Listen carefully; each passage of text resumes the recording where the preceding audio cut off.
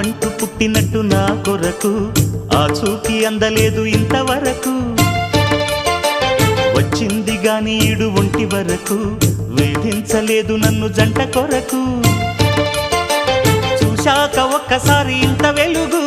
నా వంక రాను అంది కంటి కునుకు ఈ అల్లరి గారడి నీ లీల అనుకోనా నీ పేరు ప్రేమ అవునా ఇవాళే నిన్ను పోల్చుకుందా